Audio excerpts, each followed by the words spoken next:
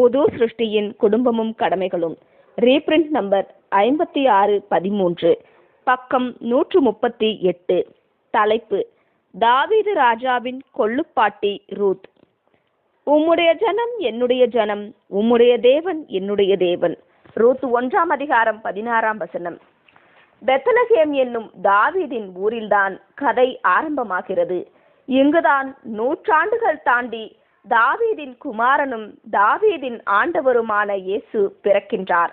இந்த குடும்பத்தின் மத உணர்வு அவர்களது பெயர்களின் உட்பொருளிலிருந்து விளங்குகின்றது.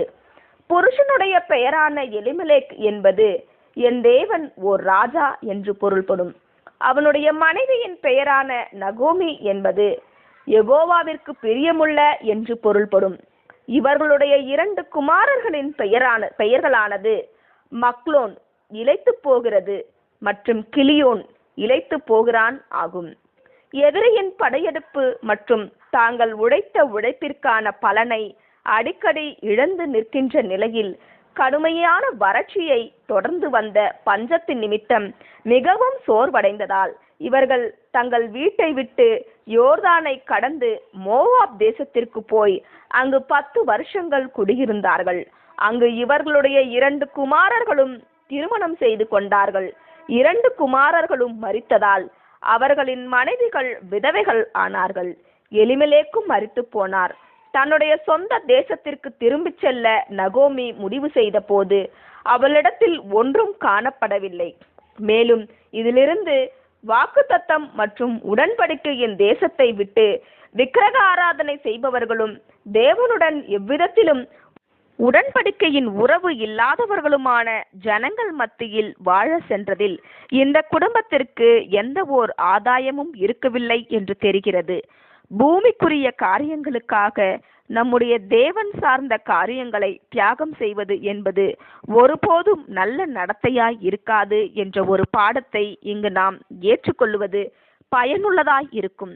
தேவனுக்கு தான் முதன்மை என்ற மேற்கோளிட்ட வாசகமே எல்லா கிறிஸ்தவர்களிடமும் காணப்பட வேண்டும்.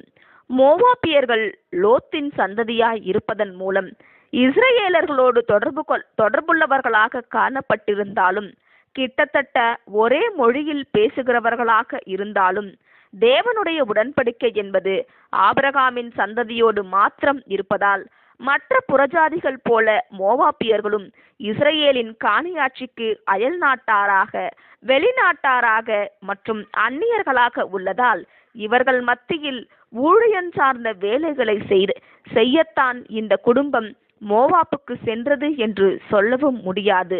பூமியின் எல்லா வம்சங்களுக்குள்ளும் உங்களை மாத்திரம் அறிந்து கொண்டேன், ஆமோஸ் 3 அதிகாரம் 2 என்று நாம் வாசிக்கிறபடி இஸ்ரேலை அல்லாமல் தேவன் மோவாபியர்களை அழைக்கவில்லை.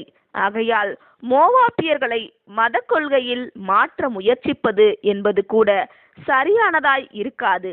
இந்த குடும்பம் செய்த தவறை போன்றே அநேக கிறிஸ்தவர்கள் செய்கின்றார்கள். கிறிஸ்தவர்கள் தேவனுடன் மேலான ஓர் உறவு வைத்திருப்பதால் கிறிஸ்தவர்களுக்கே அதிக பொறுப்பு உள்ளது. மேலும் அவருடைய சித்தம் மற்றும் தெளிந்த புத்தியுள்ள ஆவி பற்றி அதிகமாகவும் தெளிவாகவும் அறிவு பெற்றிருக்க வேண்டும். தங்களுடைய 2 குமாரர்களும் யெகோவா தேவனிடம் உண்மையாயிருப்பதை பாதுகாக்கும் வண்ணமாக இவர்களால் ஒவ்வொரு சரியான செல்வாக்கும் பிரயோகிக்கப்பட்டிருக்க வேண்டுமே அல்லாமல் கரைபடும் வாய்ப்புள்ள கடவுள் நம்பிக்கையற்ற தேசத்தில் இந்த 2 குமாரர்களை கொண்டு சென்றது ஞானமற்ற காரியம் ஆகும்.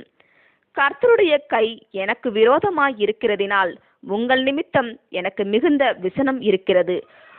ரூத் 1 அதிகாரம் 13 என்று சொல்வதிலிருந்து நகோமி இந்த காரியங்களை எல்லாம் உணர்ந்து கொண்டாள் என்பதில் சந்தேகம் இல்லை. அவளுக்கு விரோதமாக இருந்த கர்த்தருடைய கரமானது உண்மையாகவே அவளுக்கு சாதகமாகவே இருந்தது. மேலும் அது சரியான விதத்தில் அவளிடத்தில் செயல்பட்டு வாக்குத்தத்தத்தின் தேசத்திற்கு அவளை திரும்பி வர செய்தது. ஆமேன்.